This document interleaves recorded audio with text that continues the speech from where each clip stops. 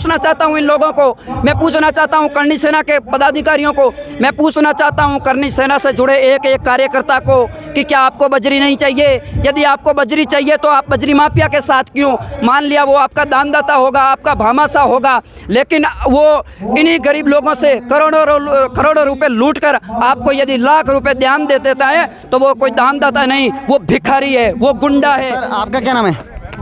मेरा नाम नैनाराम चौधरी, पूर्व RLP युवा मोर्चा SM प्रदेश से प्रभारी राजस्थान। हनुमान बेनीवाल का आज यहाँ पर ये इतनी बड़ी विशाल जनसभा हो रही है। बताया ये जा रहा है कि इसके बाद जो राजस्थान सरकार है वो कहीं ना कहीं कटघरे में खड़ी हो सकती है। आपको क्या लगता है?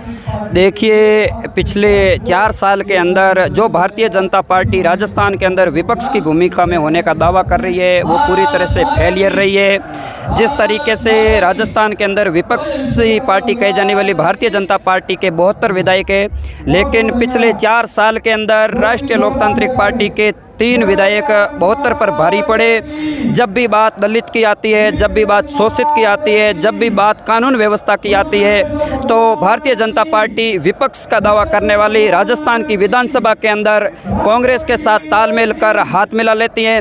और जब अपन बात करते हैं परिवहन घोटाले की, जो परिवहन घोटाला राजस्थान में बहुत बड़ी सुर्खियों के अंदर रहा, उस समय राष्ट्रीय लोकतांत्रिक पार्टी के संयोजक श्री हनुमान बेनीवाल जी ने कहा था कि यदि भारतीय जनता पार्टी हमारे साथ आती है तो हम राजस्थान की विधानसभा को नहीं चलने देंगे और राजस्थान के जो भी कामकाज है उनको ठप करके इस परिवहन घोटाले की जांच करवाएंगे।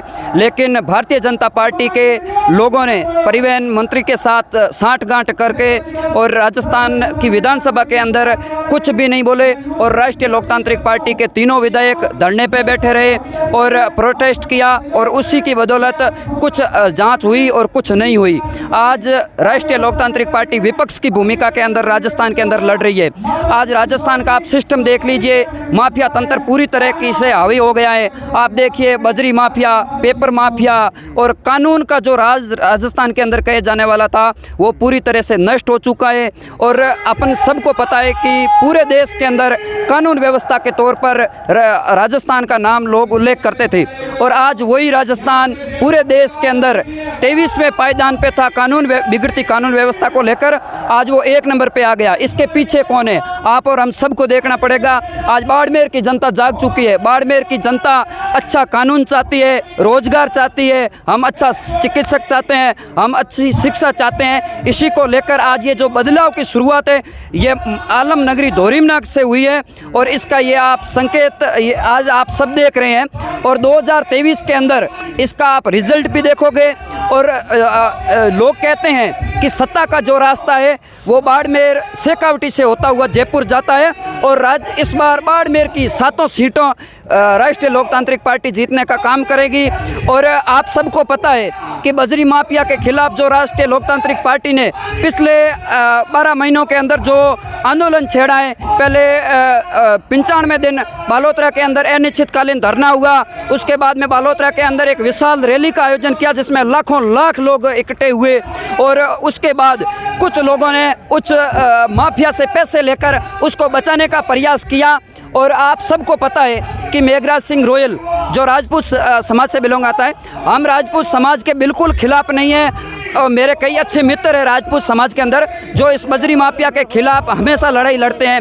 मैं स्वयं 95 दिन में कुछ दिन मैं स्वयं धरने पे रहा और जो उस समय भी बार बार बजरी माफिया द्वारा हमारे नेताओं पर, हमारे कार्यकर्ताओं पर हमला करने की कोशिश की गई थी, वो यह नीच हरकत ये बजरी माफिया ही कर सकता है। मैं इसको बजरी माफिया नहीं, बजरी का गुंडा भी कहूँगा।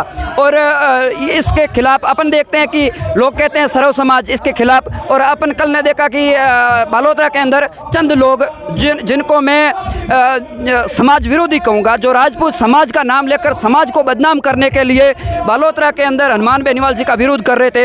आप सबको ज्ञात होगा कि सुराना के अंदर इंद्र मेघवाल हत्याकांड हुआ।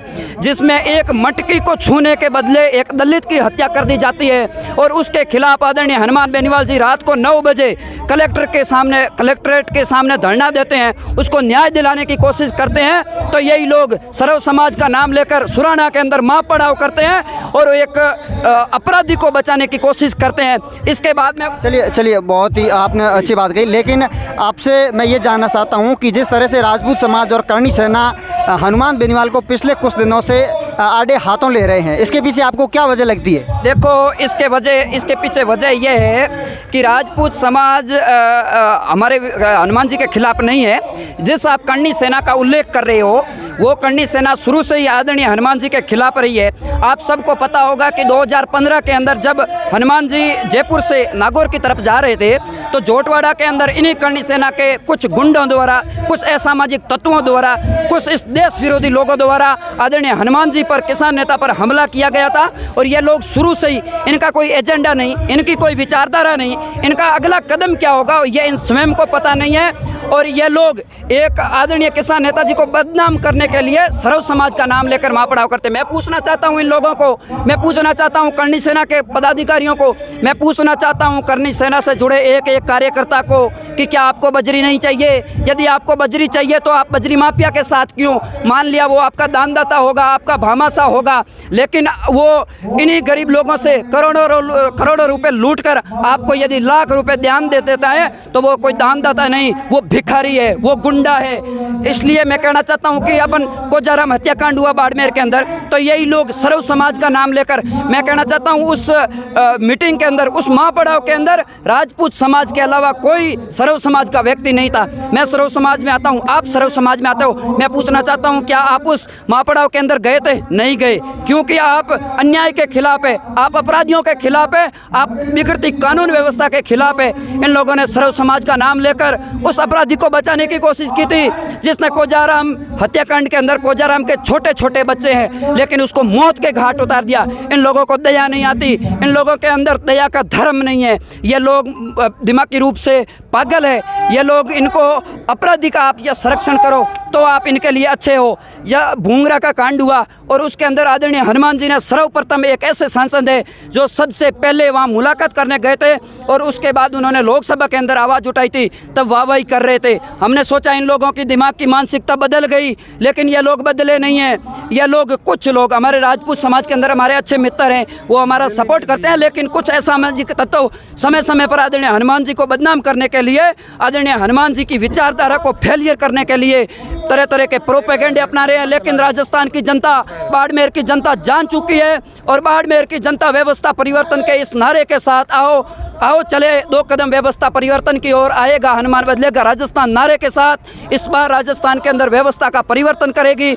और ये जो गुड़ा मालानी के अंदर बाहरी लोग आके हमेशा हमें मूर्ख समझकर जो राज कर रहे हैं, इसका लोग मुंह तोड़ जवाब देंगे। और मैं ये कहना चाहता हूँ कि इस बार हम राजस्थान की 7 सीटें जिताकर आदरणीय हनुमान जी को मजबूती प्रदान करेंगे। आप सभी मेरे साथ हनुमान बेनीवाल, हनुमान बेनीवाल।